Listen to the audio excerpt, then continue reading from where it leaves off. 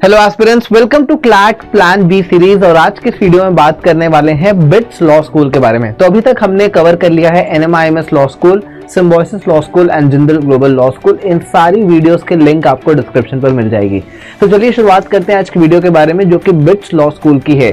तो कई बच्चों की मुझे रिक्वेस्ट आई कि क्या हमें बिट्स लॉ स्कूल जाना चाहिए टियर 2 NLU छोड़कर, या क्या हमें जिंदल छोड़कर बिट्स लॉ स्कूल जाना चाहिए। तो आज इन्हीं कुछ सवालों का हम जवाब देने वाले हैं। तो वीडियो के एंड तक बने रहिए, आपको काफी सारी इंफॉर्मेशन मिलने वाली हैं।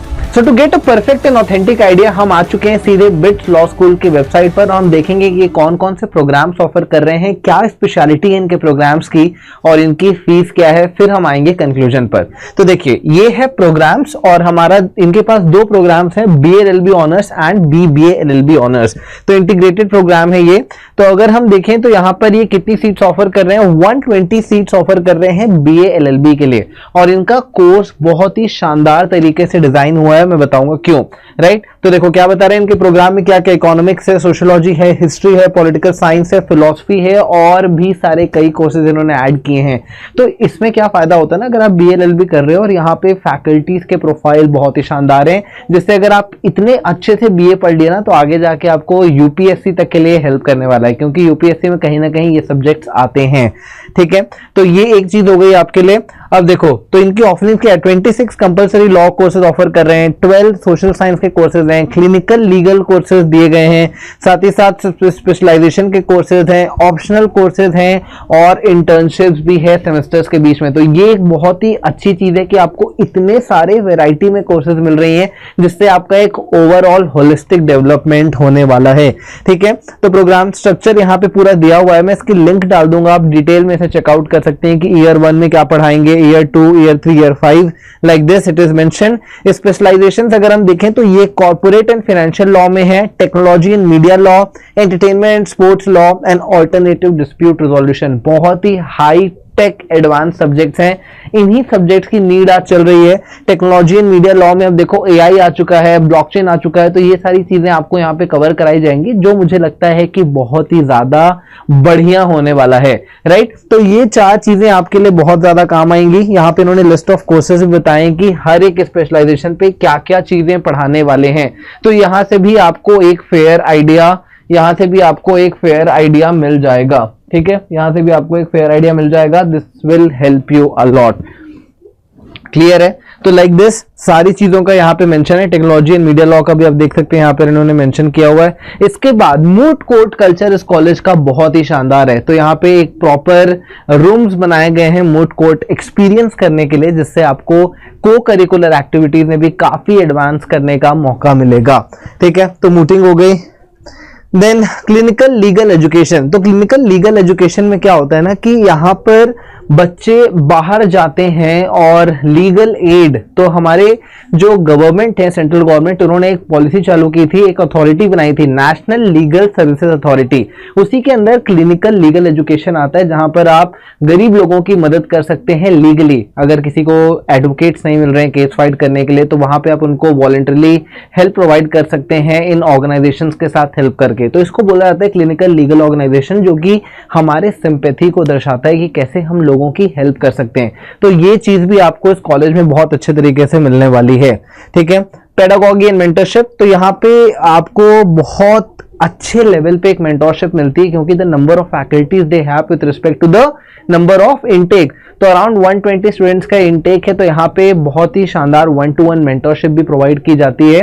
और जो टीचिंग स्ट्रक्चर है वो बिल्कुल ओल्ड स्टाइल नहीं है, आपको बहुत ही हाईटेक क्लासेस में पढ़ाया जाएगा, जहाँ पे स्मार्ट बोर्ड्स होंगे और भी सारे विजन टेक्नोलॉजी से पढ़ाया जाएगा। तो ये सारी चीजें ना एक बहुत एडिशनल एड ऑन है, जो बहुत ही कम कॉलेजेस में है और NLUs में तो अभी तक नहीं है। स्मार्ट बोर्ड्स आ चुके हैं, लेकिन हर कॉलेज में आपको देखने के लिए नहीं मिलते हैं। यहाँ पे एब्सोल्युटली पूरे टेक्नोलॉजी बेस पे पढ़ाया जाता है, which is a very very good advantage. ठीक है, तो ये सारी चीजें हो गई जो आपके लिए जानना जरूरी था। उसके बाद हम देख लेते हैं कि यहाँ पर आपकी जो मोस्ट इंपॉर्टेंट चीज है वो है फीस। तो हम आ जाते हैं फीस एंड फाइनेंशियल एड पे। उससे पहले हम समझ लेते हैं कि एडमिशन का प्रोसेस क्या होगा। तो यहाँ पे क्या प्रोसेस होगा, पहले आपको यहाँ पे ऑनलाइन एप्लीकेशन पोर्टल जो है इनका वो फिल करना होगा, फिर आपको एप्लीकेशन फॉर्म सबमिट करना है, और अगर आप शॉर्टलिस्ट होते हैं तो आपको पर्सनल इंटरव्यू के लिए बुलाया दिया जाएगा।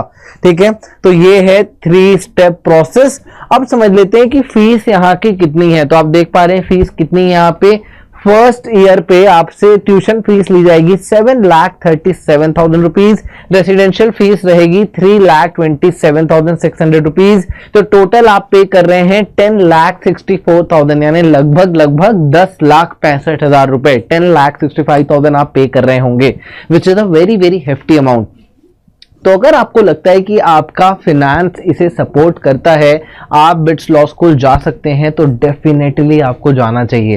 ठीक है, तो this will be an added advantage for all of you जो यहाँ पे जाने के लिए अगर ये पे कर सकते हैं, तो this will be a very great step for each and every one of you. ठीक है, रेसिडेंस फी में देखो इंक्लूड होता है housing, meals, access to sports facility and laundry service. तो मतलब आपको सब कुछ मिल रहा है रेसिडेंस में, राइट। और ये फीस हर साल 8% से बढ़ेगी। तो अगर इस साल 10,65,000 है, तो इसका 8% आप कर लो, which is somewhere around 85,000 to 90,000 rupees आपके हर साल बढ़ेगा। तो 10,65,000 से वो अगले साल हो जाएगी 10,55,000। फिर अगले साल आप और ऐड कर लो, उसमें 8 लाख ऐड कर लो, राइट। तो 10,65,000 का नेक्स्ट ईयर हो जाएगा 11,55,000। फिर अगले साल वो और बढ़ जाएगा। तो ऐसे करके 8% इंक्रीज फीस में आता रहेगा, considering the rise of inflation in the country. तो ये इनका पूरा स्ट्रक्चर है। रिफंडेबल सिक्योरिटी आपको देनी है 20,000 की, राइट। तो आई थिंक अब आपको क्लैरिटी आ गई है कि क्या आपको यहाँ पे एडमिशन लेना चाहिए। तो अगर मैं बोलूंगा बहुत स्ट्रॉन्ग फाइनेंशियल बैकग्राउंड है तो 100% लेना चाहिए। टीयर 2 एनएलयू को छोड़ के लेना चाहिए कि नहीं, वो हम देखते हैं। तो टीयर 2 एनएलयू को छोड़ के बिट्स लॉ स्कूल जाना मुझे नहीं लगता कि एक फेयर डिसीजन होगा, अनलेस एंड अनटिल आप बहुत पैसे वाले हैं। क्योंकि टीयर 2 एनएलयू में भी आपको कहीं ना कहीं इस लेवल की एजुकेशन मिल सकती है।